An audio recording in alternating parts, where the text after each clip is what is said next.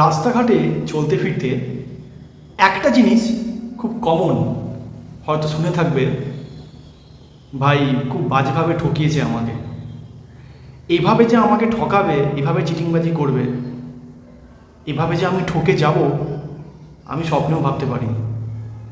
এই কথাবার্তাগুলো খুব কমন। এবং এটাও দেখবেন বিভিন্ন সোশ্যাল মিডিয়া সাইটে কিছু কিছু মেমসেও থাকে এটা, যে বা কিছু কিছু ছবিতেও বা কিছু কিছু ক্ষেত্রে শুনেছেন আপনারা কিছু কিছু স্ট্যাটাসের লাইন, যে যে কাঁদায় সেও কাঁদে, যে ঠকায় সেও ঠকে, সময়টায় হেরফের শুধুমাত্র। তো একটা বিষয় একটু স্পষ্ট করে দিতে চাই, সেটা হলো যে এই যে বিষয়টাকে আপনি বলছেন না, বা এই যে বিষয়টাকে আপনি বুঝছেন, এই যে পুরো কনসেপ্টটা, এটা একটা ভুল কনসেপ্ট।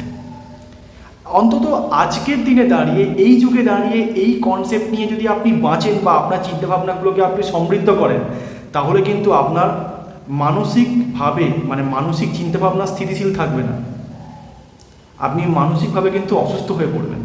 কারণ আপনি কিন্তু চোখের সামনে দেখতে পাবেন যে মানুষগুলো আপনাকে ঠকিয়েছে, আপনাকে কাঁদিয়েছে, তারা কিন্তু আলটিমেটলি ভালোই আছে। তাই বলছি, আমার কথাটা খালি ভেবে দেখবেন। আবার বলছি, কেউ ঠকায় না, শুনুন, কেউ ঠকায় না, শুধু বিক্রি হয়ে যায়। যার সামর্থ্য আছে সে কিনে নেয়। আবার বলছি, কেউ ঠকায় না, শুধু বিক্রি হয়ে যায়। যার সামর্থ্য আছে সে কিনে নেয়। এইটুকুই, এর বেশি কিছু বলবো না।